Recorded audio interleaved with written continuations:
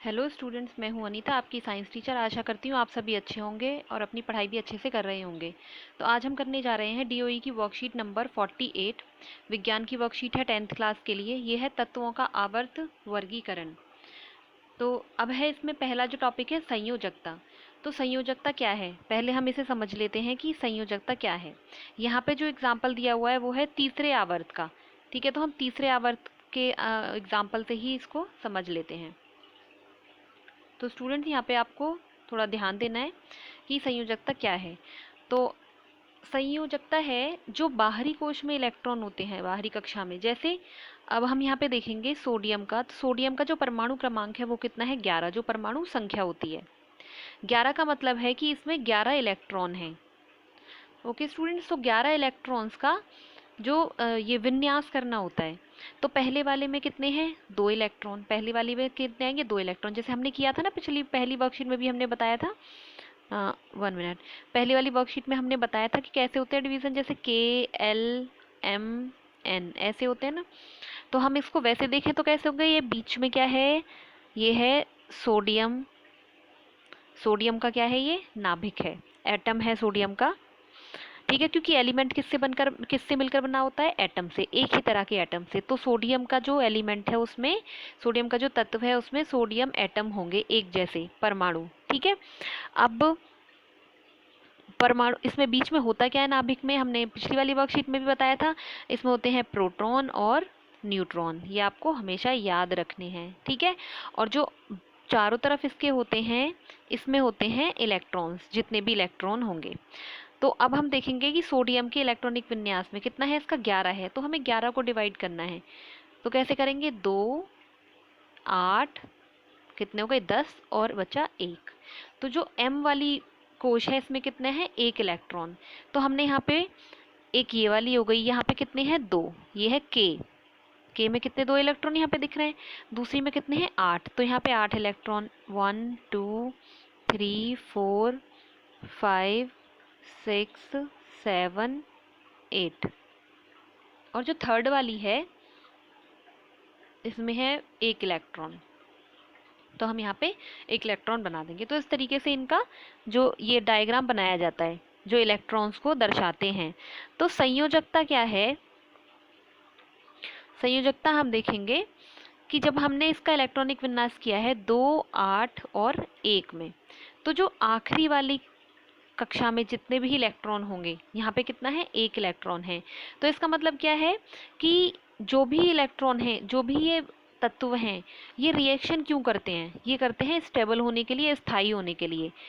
तो स्थायी होने का मतलब क्या है, स्थायी होने का मतलब है केवल कि या तो ये अपना ड्यूप्लेट कंप्लीट करेंगे।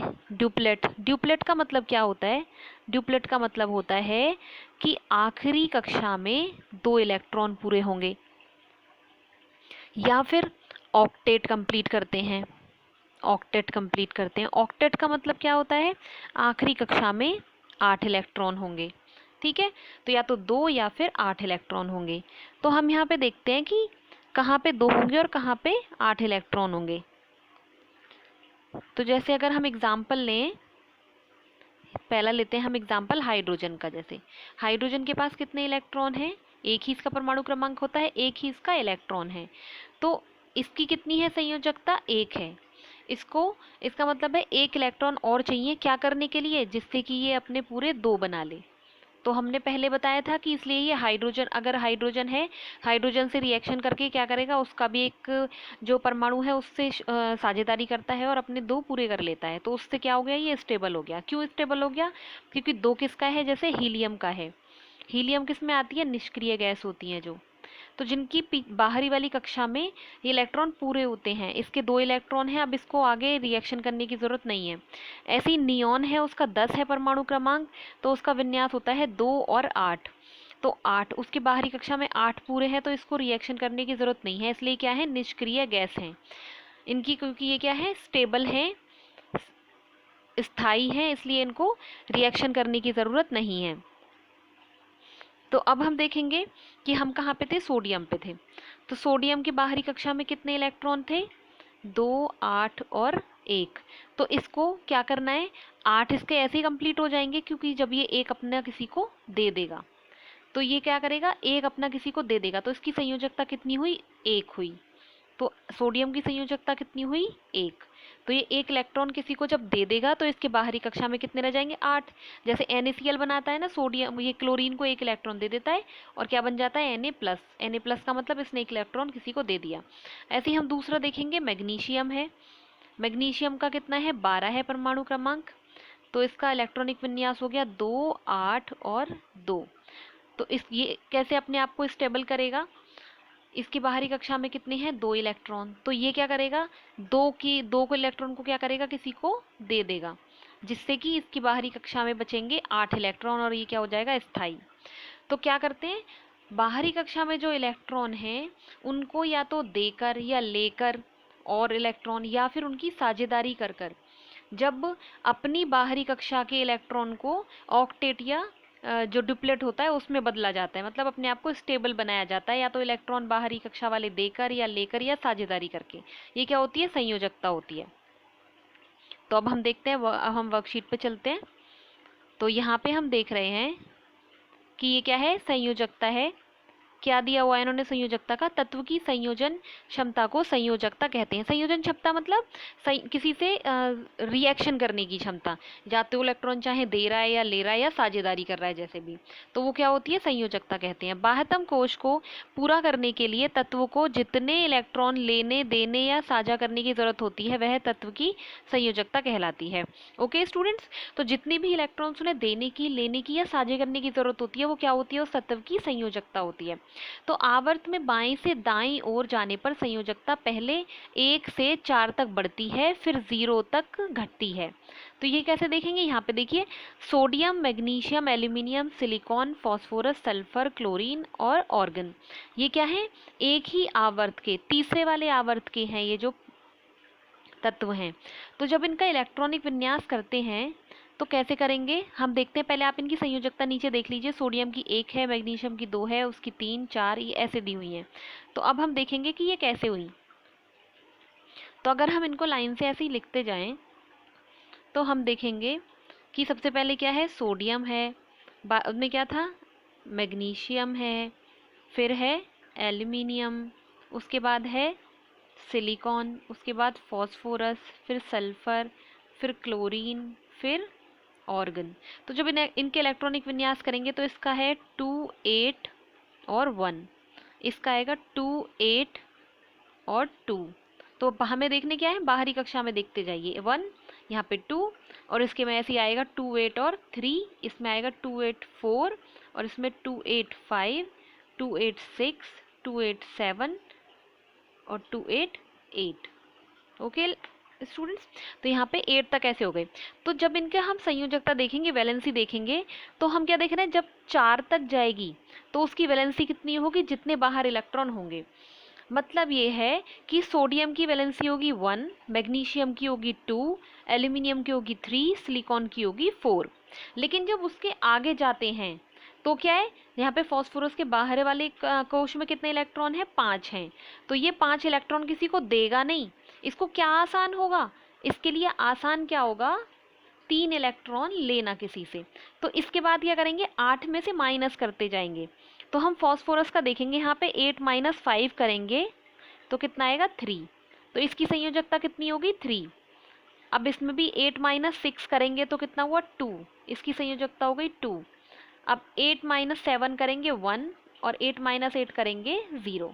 तो इस तरीके से ये 1 से लेके पहले 4 तक बढ़ती है, उसके बाद फिर 0 तक ये घटती है।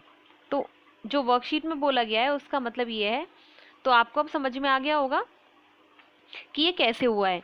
सोडियम का 1, मैग्नीशियम का 2, तो 4 तक पहले बढ़ रहा है और उसके बाद फिर घट रहा है, क्योंकि 4 इलेक्ट्रॉन तक तो ठीक है, 3 एल्यूमिनियम है, जैसे 3 इलेक्ट्रॉन किसी को दे देगा। सिलिकॉन है, 4 इलेक्ट्रॉन की साझेदारी कर लेगा या दे देगा या ले लेगा, जैसे भी कर लेगा। लेकिन उसके बाद जो शुरू हो रहे हैं वो क्या करते हैं, उनके लिए देना पॉसिबल नहीं है। वो क्या करते हैं, फिर 8 में से माइनस करके देख लेंगे, जितने इलेक्ट्रॉन आएंगे फिर वो क्या होती है, उनकी साझेदारी हो जाती है, संयोजकता हो जाती है उनकी। अब है आगे परमाणु साइज। परमाणु साइज परमाणु साइज से परमाणु की त्रिज्या का पता चलता है। परमाणु के केंद्र से उसके बाहर सबसे बाहरी कोश की दूरी ही परमाणु की साइज को दर्शाती है। अब ये क्या है, परमाणु का साइज क्या है, परमाणु की त्रिज्या का पता चलता है साइज से। मतलब जो हम बोल रहे हैं ना कि परमाणु का साइज, वो किससे पता चलेगा, जितनी उसकी परमाणु की त्रिज्या है वो पता चलेगा, उससे पता चलेगा कि वो उसका साइज क्या है। और क्या होती है इसके जो साइज होती है, आवर्त में बाएं से दाएं ओर जाने पर परमाणु त्रिज्या घटती है, क्योंकि नाभिक में आवेश के बढ़ने से यह इलेक्ट्रॉनों को नाभिक की ओर खींचता है, जिससे परमाणु का साइज घटता जाता है। तो हम इसको हम समझ लेते हैं कि ये क्या बोलना चाह रहे हैं। ठीक है, तो यहाँ पे देख लेते हैं हम। जैसे हमें पता है कि हमने लिया था पहले सोडियम, तो सोडियम है जो, हम पहले सोडियम का एग्जाम्पल लेते हैं। सोडियम के नाभिक में कितने सोडियम का परमाणु क्रमांक है 11। ये हम आपको बता चुके हैं कि जितना परमाणु क्रमांक होता है उतने ही इलेक्ट्रॉन होते हैं। इलेक्ट्रॉन कितने हुए 11। उतने ही प्रोटॉन होते हैं। प्रोटॉन कितने हुए 11। और उतने ही न्यूट्रॉन होते हैं, कितने हुए 11। इस पर निगेटिव चार्ज होता है, इस पर पॉजिटिव चार्ज होता है, और ये न्यूट्रल होता है जो न्यूट्रॉन्स हैं। अब है बीच में कौन होते हैं, प्रोटॉन और न्यूट्रॉन।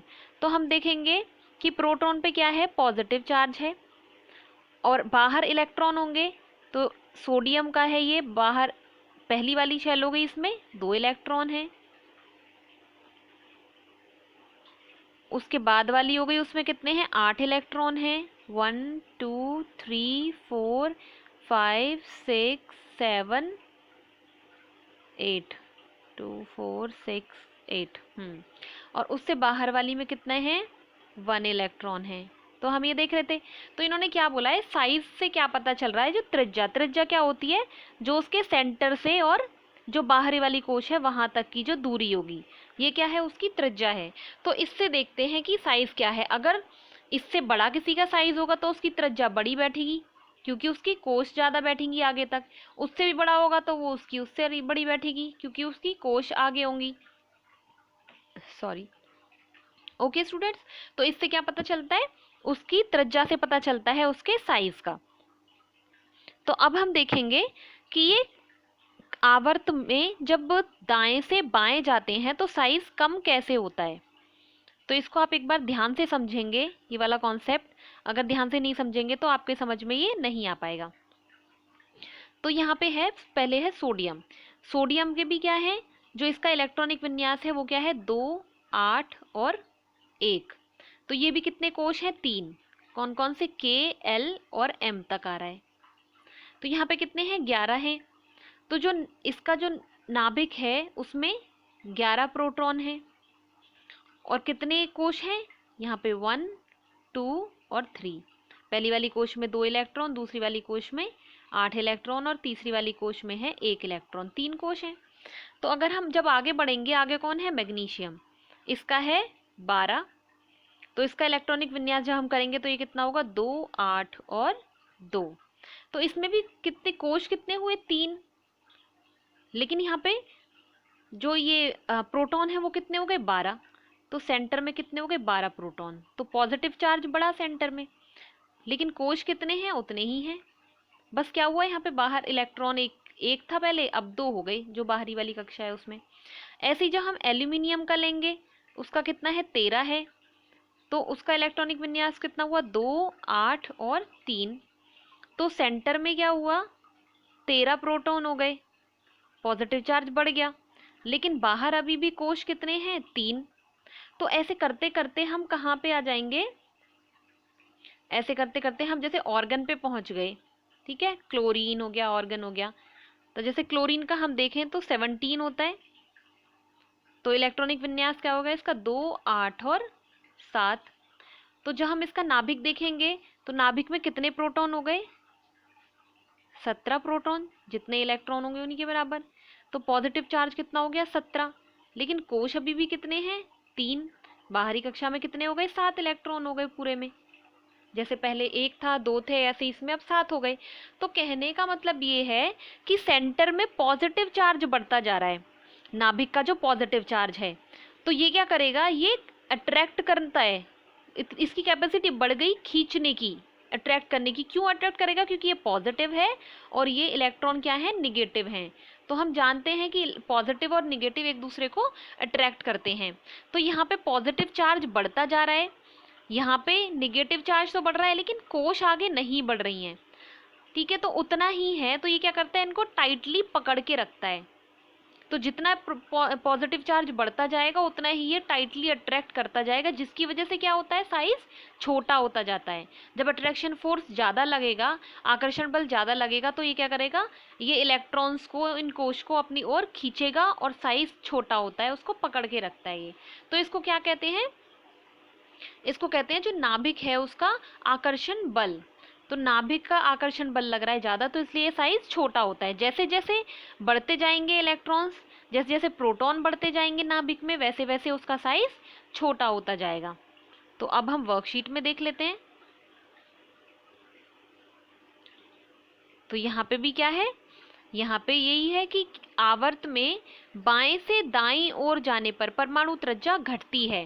तो अब आपको समझ में आ गया होगा कि कैसे घटती है, क्योंकि नाभिक में आवेश के बढ़ने से यह इलेक्ट्रॉनों को नाभिक की ओर खींचता है। तो नाभिक में कौन सा आवेश बढ़ गया, धनावेश बढ़ गया, क्योंकि प्रोटॉन की संख्या लगातार बढ़ रही है।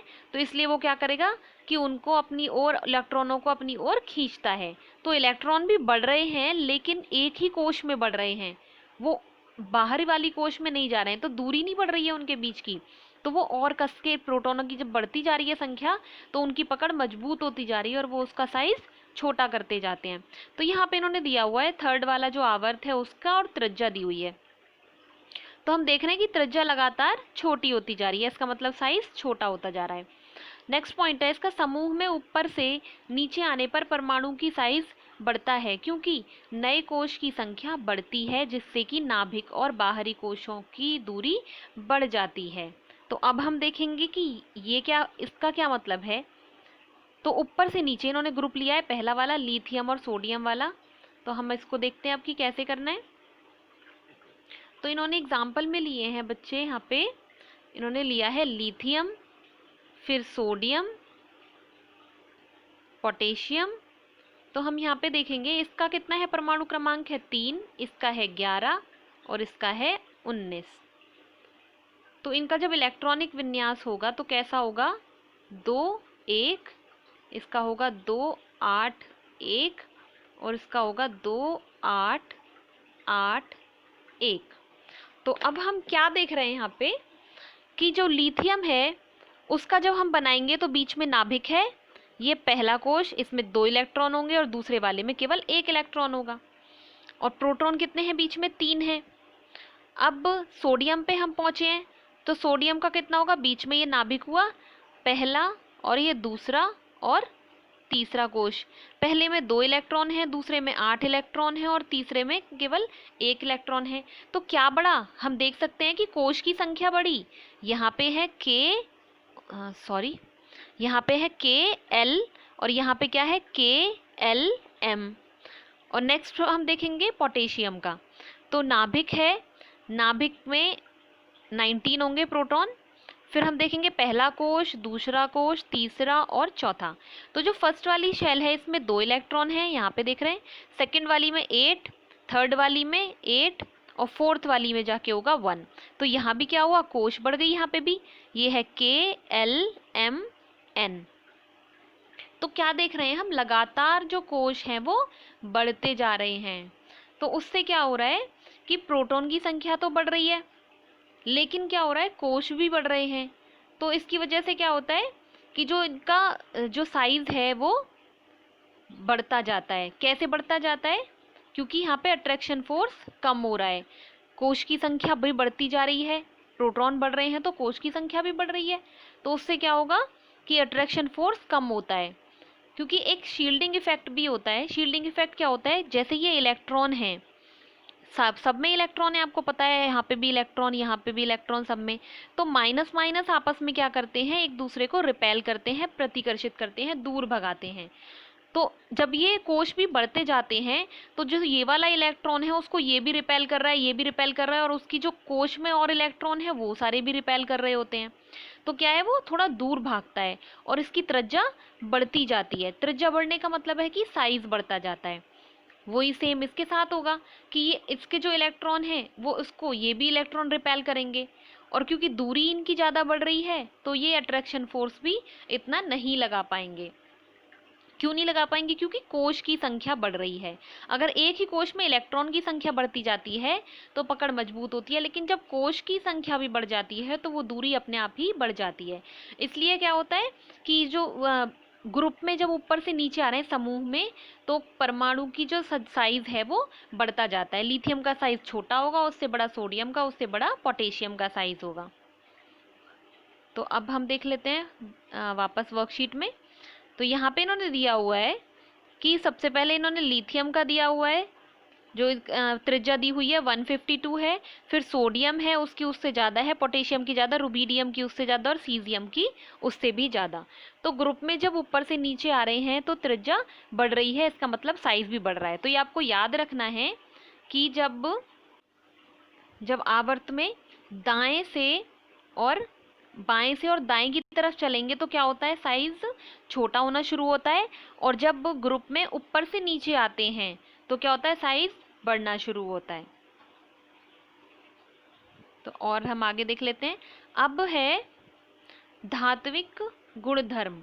धात्विक गुणधर्म इसका क्या मतलब है? तो स्टूडेंट्स पहले हम बात कर लेते हैं कि धातु क्या है। धातु क्या थी? हम जानते हैं कि धातु क्या करती हैं। जैसे घर में बिजली के जो तार होते हैं, कॉपर वायर जैसे लगे होते हैं, तो बिजली भी, विद्युत है वो किसी में कैसे प्रवाहित होती है? मेटल के तार ही क्यों होते हैं, नॉन मेटल के क्यों नहीं होते? जैसे प्लास्टिक, कार्बन, ये सब क्यों नहीं होते? क्योंकि हम जानते हैं कि मेटल्स में क्या है, फ्री इलेक्ट्रॉन्स हैं, उनके पास एक्स्ट्रा इलेक्ट्रॉन है, तो वो इलेक्ट्रॉन देने का काम करते हैं। तो इसलिए क्या है कि ये बात तो हमें समझ में आई कि जो धातु हैं उनके पास एक्स्ट्रा इलेक्ट्रॉन है, वो इलेक्ट्रॉन त्यागने की क्षमता रखते हैं। त्यागना मतलब देने की क्षमता रखते हैं किसी को। तो यहीं पे इन्होंने बताया हुआ है कि धात्विक गुण। धात्विक गुणधर्म क्या है? धात्विक गुण का अर्थ है किसी तत्व के परमाणु द्वारा इलेक्ट्रॉन त्यागने की क्षमता। धातुएं आवर्त सारणी में बाईं तरफ हैं। जब हम आवर्त सारणी देखते हैं तो उसमें बाईं तरफ हैं जो ये धातुएं होती हैं। उधर ही है ना सारी, जो लिथियम, सोडियम, पोटेशियम, ये सारी, और कॉपर वगैरह, ये सारी कहाँ आती हैं? लेफ्ट साइड में आती हैं, जो बायां वाला हिस्सा है उसका। तो आवर्त में बाएं से दाईं ओर जाने पर धात्विक गुण कम हो जाता है, क्योंकि इलेक्ट्रॉनों पर नाभिकीय आवेश बढ़ता है और इलेक्ट्रॉन त्यागने की प्रवृत्ति घट जाती है।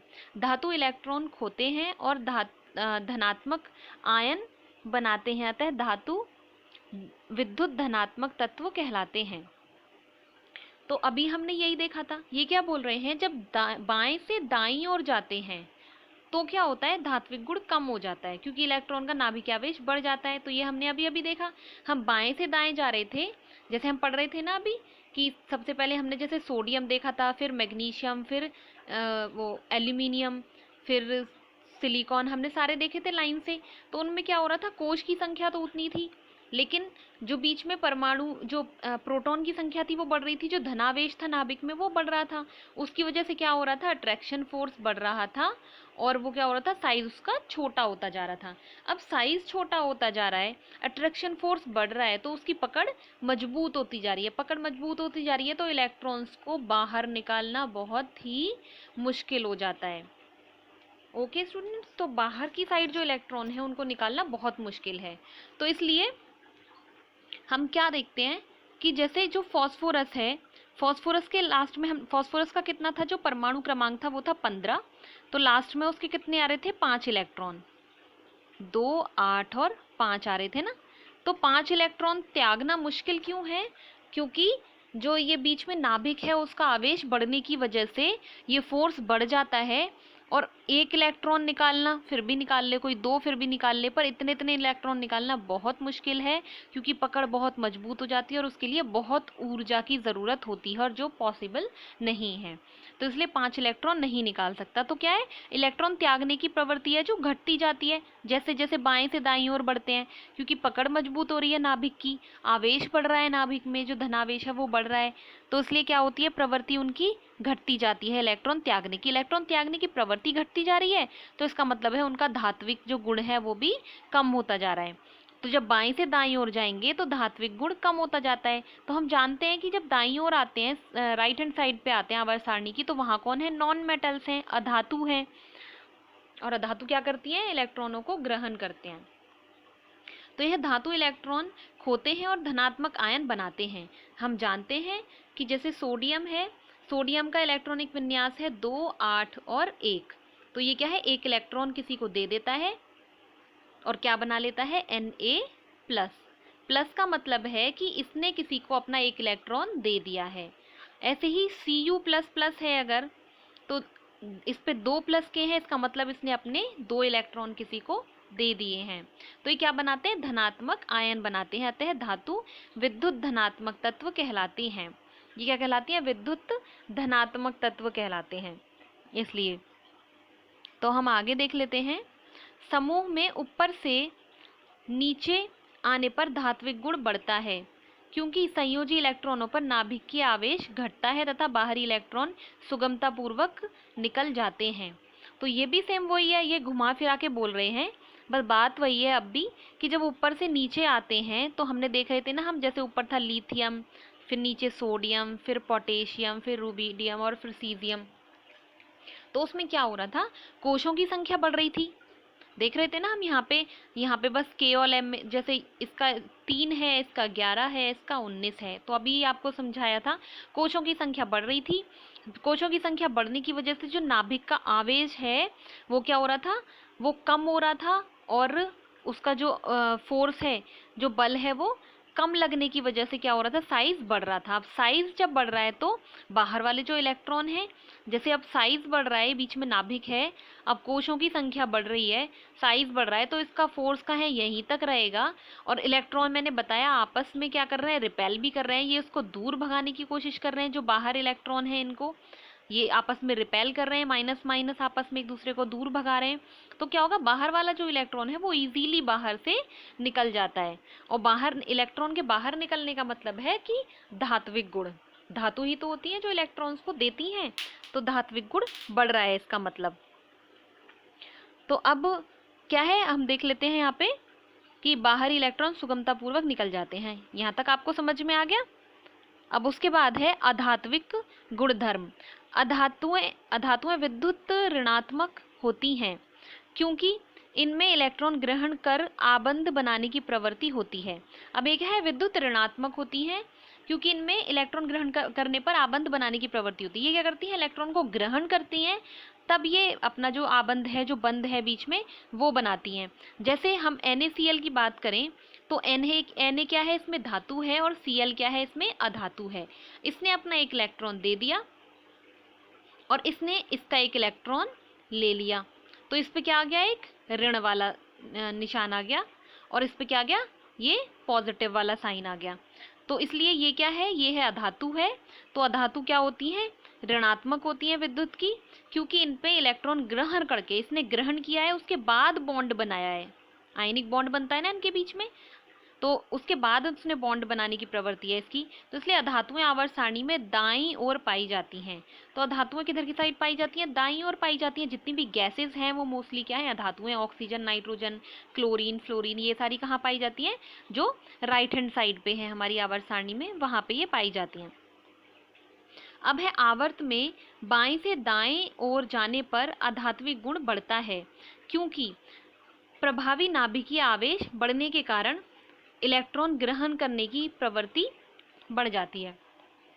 तो अभी बताया कि जब आवर्त सारणी में बाएं से दाईं ओर जाते हैं तो नाभिक का जो आवेश है वो बढ़ जाता है, वो कस के पकड़ के रखता है इलेक्ट्रॉन्स को, तो बाहर निकलना तो बहुत मुश्किल है, पर क्या आसान है, अगर और इलेक्ट्रॉन आते हैं तो वो उसको ग्रहण कर सकते हैं, क्योंकि जो नाभिक है उसमें प्रोटॉन की संख्या बढ़ी हुई है और उसमें इतनी कैपेबिलिटी है कि वो बाहर जो इलेक्ट्रॉन आ रहे हैं उनको भी पकड़ के रख सके।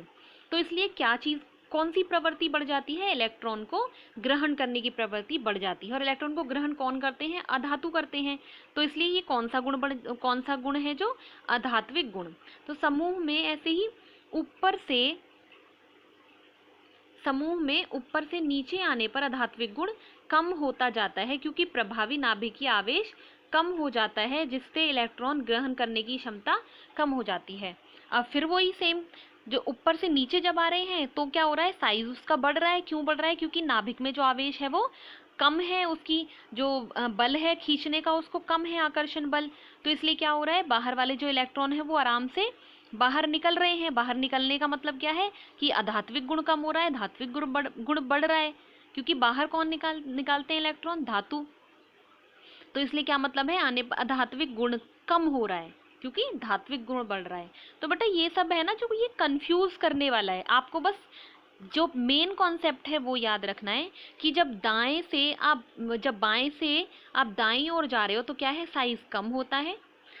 क्यों कम होता है, क्योंकि नाभिक में जो आवेश है वो बढ़ रहा है और वो अपने जो ये कोश हैं उनको आकर्षित करता है, इलेक्ट्रॉन्स को आकर्षित करता है। तो किसी चीज़ को खींचेंगे तो वो क्या होगा, उसका साइज छोटा ही तो होगा। अगर हम किसी को चीज़ को खींचेंगे जोर से तो उसका साइज क्या होगा, छोटा होगा, क्योंकि उस पर एक बल लग रहा है, आकर्षण बल।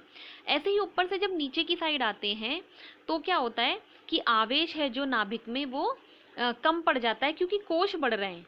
ये बताया ना कि कोश की संख्या बढ़ रही है, तो जो फोर्स है वो कैसा है, वो कम पड़ जाता है। कोश बढ़ रहे हैं और आपस में एक दूसरे को ये रिपेल करते हैं, प्रतिकर्षित करते हैं, जिसकी वजह से इसका साइज बढ़ जाता है। तो घूम फिर के सारी बात क्या है, सारी बात यही है कि जब साइज बढ़ जाता है, उसका फोर्स, नाभिक का फोर्स कम होता है और साइज बढ़ जाता है, तो इलेक्ट्रॉन आप आराम से बाहर निकल सकते हैं। आराम से बाहर निकलने का मतलब क्या है कि धात्विक गुण बढ़ रहा है, क्योंकि धातु होती हैं जो इलेक्ट्रॉन का त्याग करती हैं। तो आप ये एक दो बार कोशिश करोगे तो आपको समझ में आ जाएगा। अगर कोशिश नहीं करोगे, एक ही बार पढ़ के छोड़ दोगे, तो आप कंफ्यूज ही रहोगे कि क्या इसका मतलब है। ठीक है, तो आपको एक दो बार अच्छे से समझनी है ये वाली चीज़। अब आवर्त सारणी के मध्य में उपधातुएं या अर्ध धातुएं पाई जाती हैं। उपधातुएं या अर्ध धातुएं क्या होती हैं, जिनके कुछ गुण होते हैं धातु की तरह और कुछ गुण होते हैं अधातु की तरह। यह कुछ गुण धातुओं के तथा कुछ गुण अधातुओं के दर्शाती हैं। धातु ऑक्साइड क्षारीय प्रवृत्ति के होते हैं, जबकि अधातु ऑक्साइड अम्लीय प्रकृति के होते हैं। ये क्वेश्चन बहुत बार पूछा जाता है कि जो धातु ऑक्साइड मतलब जो धातु ऑक्सीजन से रिएक्शन करके बनाती है। तो धातु जो ऑक्सीजन से रिएक्शन करके जो कंपाउंड बनाती हैं वो कैसे होते हैं, क्षारीय होते हैं, जो ऑक्साइड बनाती हैं। और ऐसी अधातु जो ऑक्साइड बनाते हैं वो कैसे होते हैं, अम्लीय होते हैं।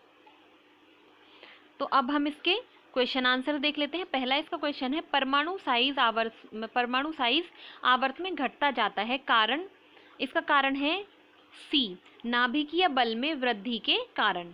क्योंकि नाभिकीय बल क्या है, जो बीच में नाभिक है ना ये बीच में, तो इसमें क्या है, बल में वृद्धि हो रही है। क्यों, क्योंकि प्रोटॉन है जो उसका नंबर बढ़ता जा रहा है पर कोश उतने ही है, तो लगातार क्या हो रहा है, इसका नंबर बढ़ता जा रहा है, तो आकर्षण बल बढ़ता जा रहा है, बल की वृद्धि हो रही है। तो इसका आंसर लिखेंगे सी। अब है क्वेश्चन इसी का क्वेश्चन नंबर 2, संयोजकता से आप क्या समझते हो।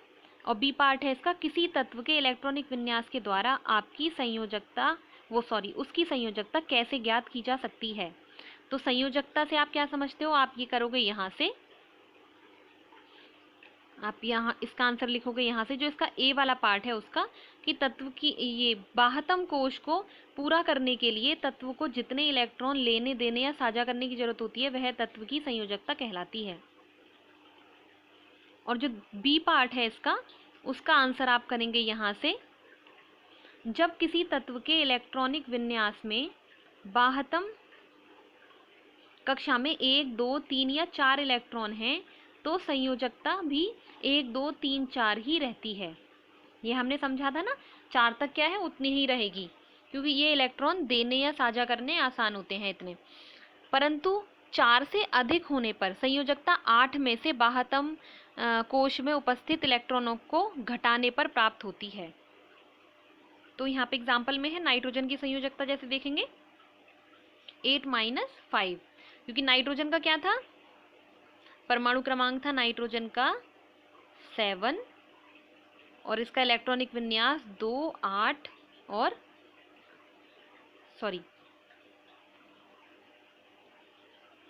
इसका इलेक्ट्रॉनिक विन्यास था 2 और 5।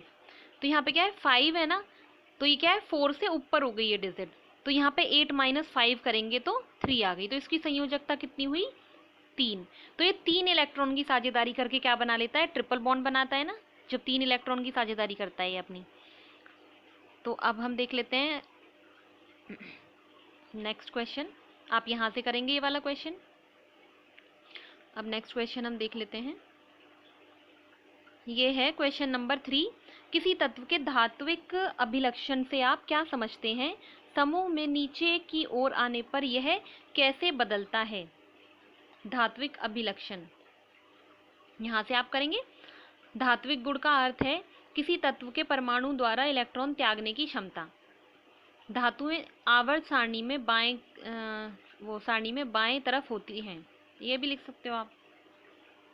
अब आपको बताना है समूह में, ऊपर से नीचे पूछा है ना, समूह में ऊपर से नीचे, तो आप ये वाला पॉइंट इसका लिखोगे कि ऊपर से नीचे आने पर धात्विक गुण बढ़ता है क्योंकि संयोजी इलेक्ट्रॉनों पर नाभिकीय आवेश घटता है तथा बाहरी इलेक्ट्रॉन सुगमता पूर्वक निकल जाते हैं। नेक्स्ट क्वेश्चन देख लेते हैं, यह है क्वेश्चन नंबर 4।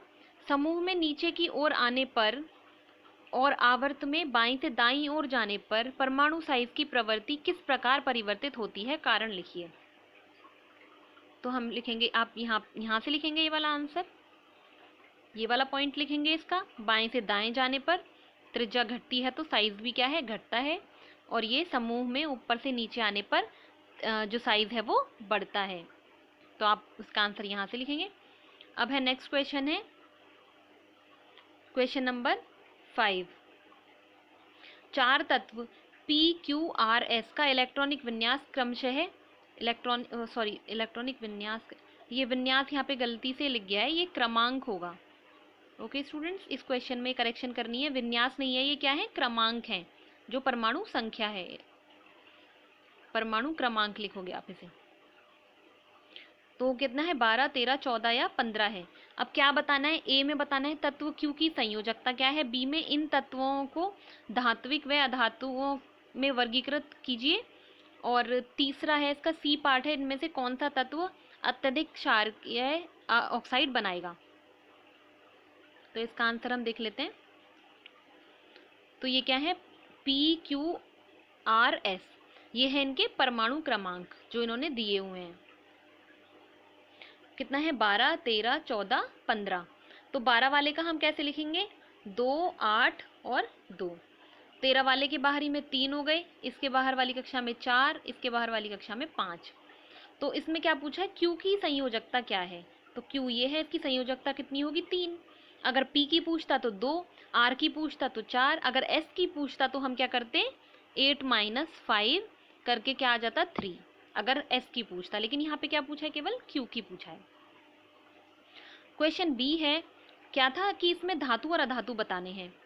तो धातु अधातु हम कैसे बताएंगे, जो इलेक्ट्रॉन देगा, जो इलेक्ट्रॉन त्याग सकता है वो कौन होगा, धातु, और जो इलेक्ट्रॉन ग्रहण करेगा वो कौन होगा, अधातु। तो यहाँ पे हम देख रहे हैं कि धातु कौन है, जो इलेक्ट्रॉन दे सकते हैं। कौन दे सकते हैं, यहाँ पे ये है P और ये है Q, क्योंकि 2 इलेक्ट्रॉन है और 3 इलेक्ट्रॉन है, ये निकालना आसान है, तो ये क्या है, ये इलेक्ट्रॉन त्याग लेंगे। अब है अधातु, अधातु में लिखेंगे R और S। क्यों लिखेंगे, क्योंकि ये धातु, ये अधातु हैं, क्योंकि ये इतने त्याग नहीं सकते, इतने किसी को 4 इलेक्ट्रॉन भी देना बहुत मुश्किल है, 5 इलेक्ट्रॉन भी देना बहुत मुश्किल है, दे ही नहीं सकते हैं। 3 इलेक्ट्रॉन तक निकाल सकते हैं, क्योंकि बताया ना बहुत ऊर्जा लगती है निकालने में, नाभिक कस के पकड़ के रखता है इलेक्ट्रॉन्स को, तो इसलिए ये क्या करते हैं, ये कौन है, अधातु हैं, ये इलेक्ट्रॉन ग्रहण करेंगे। अब है क्वेश्चन नंबर 3, क्या था, कि इनमें से कौन सा तत्व है जो अत्यधिक क्षारकीय ऑक्साइड बनाएगा। अब क्षारकीय ऑक्साइड कौन बनाते हैं, ये हमें पता है कि जो अधातु है वो कैसी बना रही थी, अम्लीय ऑक्साइड बना रहे थे, और धातु कैसी बना रहे थे, क्षारकीय ऑक्साइड बना रहे थे। ऑक्साइड मतलब ऑक्सीजन से जो रिएक्शन करके जो कंपाउंड बनाते हैं।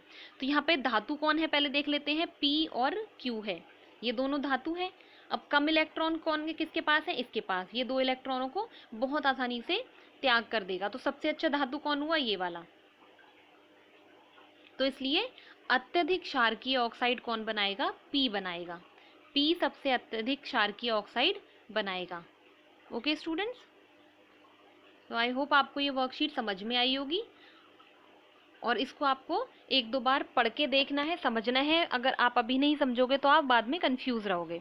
इसके बाद कोविड-19 से रिलेटेड उचित व्यवहार है। आप अपने घर पे हैं तो साबुन से हाथ धोएंगे, और बाहर हैं तो सैनिटाइजर का इस्तेमाल करेंगे, मास्क लगाएंगे, 2 गज की दूरी बनाकर रखेंगे, अपने आप को और अपने परिवार वालों को सुरक्षित रखेंगे। Thank you students.